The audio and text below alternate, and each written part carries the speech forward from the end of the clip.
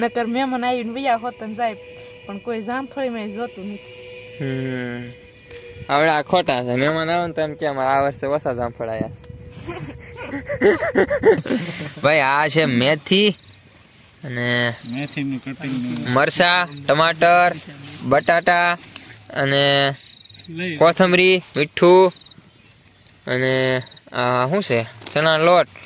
આમ છે બીજો છે. મહાદેવ હર અને જય દ્વારકાધીશ નો વ્લોગ વિડીયો ની મારી પાસે સ્વાગત કરું છું તમારું બધાનું. 2025 નો પહેલો દિવસ એટલે આજે છે નવા વર્ષના બધાના રામ રામ. હો ભાઈ અત્યારમાં હું ક્યાં છું ખબર છે? જીરું નીંદુ છું. ઓ ભાઈ કેમ છે બા? મજા મજા. રામ રામ નવા વર્ષના. રામ રામ રામ રામ રામ રામ રામ રામ. અને મોટા સેલિબ્રિટી ને પણ કહી દઈએ નવા વર્ષના રામ રામ. નવા વર્ષના રામ રામ બધાને. રામ રામ, જય માતાજી. હાલો જીરું નીંદવા. વાહ ભાઈ વાહ. 2025 ચાલુ થઈ ગયું છે. 1 વર્ષ કમ્પ્લીટ.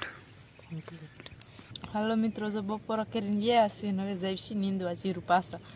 ઘરે ગયા તા શાક રોટલા બનાવ્યા ખાઈને વ્યાયા ને જો મેં તોય જામફળ ખાવાનું શરૂ કરી દીધું છે. બહુ પાકું નથી, કાસું છે પણ ઘરની જામફળ છે ને એટલે મજા આવે ખાવાની એવું છે. વાહ ભાઈ વાહ. હાલો બધા જામફળ ખાવા. વળી કે જીરું નીંદવા હાલો એમ કે જામફળ ખાવાનું કહેતી નથી. હાલો મેં કીધું હાલો બધા જામફળ ખાવા. વાહ બહુ ભાઈ. નહીં ખાયા પણ માપે માપે છે કોક કોક પણ તોય ખાવા દઈશું. એવું હે. સાંભળે તો નકર મહેમાન આવીને વયા હોત ને જાય પણ કોઈ જામફળીમાં જોતું નથી. હવે આ ખોટા છે. મહેમાન આવે ને તો એમ કે આ વર્ષે ઓછા જામફળ આવ્યા છે. પછી પાછળ થઈ ગયા છે કે જામફળ નથી એમ ખાવા દઈશું એમ કે સાહેબ. હું તો એમ કે છે કે જામફળ ખાવા હોય તો પછી પાછા કે છે ખાવા દઈશું. શું કે છે આ બધી? હા ખબર. તમે શું કરો? હું તો ખોખા લઉં. ખોખા? તેલનો ડબ્બો આવે ને. વાહ વાહ વાહ વાહ વાહ. નીંદવાના કામ સાથે સાથે ખોખા વીણવાનું કામ શરૂ. વાહ ભાઈ વાહ. જો મારું જીરું તો અહીંથી લીલકાય છે. એમાં તો પાણી મૂકી દીધું. એ તો થઈ જ ગયું ભાઈ. અને હવે તમે પાછા જામફળ ખાવ. મારે પાકે તો ખાવ. હાલો જીરું નીંદી બીજું શું. હાલો મિત્રો ભાઈ, અત્યારે એના હાંજનો સમય થઈ ગયો એટલે દી આત્માનો સમય થઈ ગયો. જો સુપર સુપર અત્યારે હવે ઢોર માલ પાવા મળ્યો છું અને હવે ઢોરને એવું પાઈને ધોઈ લઈએ અને પછી મારે ગામમાં જવાનું છે કેમ કે આજે છે આપણે ભજીયાનો પ્રોગ્રામ. તો વિડીયોમાં બન્યા રહેજો, જોવાની વિડીયો આવશે મજા આવ. બાકી મિત્રો બાજુમાં એક ભાઈ છે ને મસ્ત મજાનું ટ્રેક્ટર ચલાવે છે અને અમે બાજુમાં એ ભાઈ ભજીયાનો પ્રોગ્રામ કર્યો. ભાઈબંધ કાનભાઈ છે. કાનભાઈ રામ રામ. રામ રામ. મહાદેવ મહાદેવ મહાદેવ. રામ રામ પદુભાઈ. મહાદેવ. કેમ સોહેલભાઈ? જય માતાજી. જય માતાજી. જય માતાજી.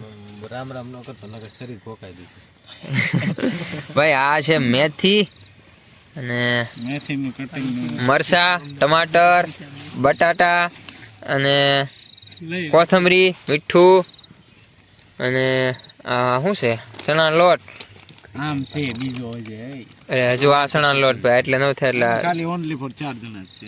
4 વ્યક્તિ છે. જાજા વ્યક્તિ કારણ કે અમે 4 જ જીગરજાન કલેજા અને ભાઈ અમારે ક્યારેક ક્યારેક આવું હોય આપણે ક્યારેક વિડીયો બનાવી ત્યારે બાપા બસ જો.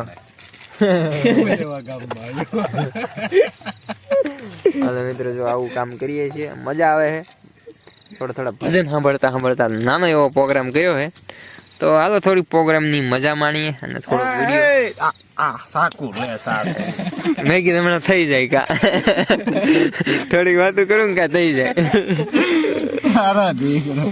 હાલો મસ્ત મજાનું. હાલો મિત્રો વાગ્યા ને 11 વાગ્યા ને પ્રોગ્રામ નો અત્યારે અમે ભજીયા માંડ અત્યારે થઈ રહ્યા છે એવી રીતે કેવી ને આજે બનાવું છું ગરમ ગરમ ભજીયા. જો આ છે રબડું, બાજુમાં કાનભાઈ ભજીયા બતાવી દો. જો ભાઈ ભજીયા બની ગયા છે. પાપડી ભજીયા છે, ટમાટરના ભજીયા છે. હા ભાઈ આપણો કારીગર છે. બટેટાના ભજીયા છે. હા આપણો બીજો લાઈટ કે મેન છે. લાઇટમેન. હા હા લાઇટમેન અત્યારમાં તાલી મેથી તોડાઈ નતર લાઇટમેન. મિત્રો ભજીયાનો પ્રોગ્રામ પણ થઈ ગયો. જબરજસ્ત ભજીયાનો પ્રોગ્રામ કરી લીધો. આજા અને અમારો ભાઈ ધ્યાન રાખવા વાળો પડામ કાંઈ નો છે. ધૂળ લાવે જો સહેલ આને જો એને હાથ દેખાડી દો. હાથ આને જો એના હાથ કેટલા ચોખ્ખા છે. 2 ઠામડા હાથ ધોવે છે વાસણ, પણ આ તો વાહ ભાઈ વાહ.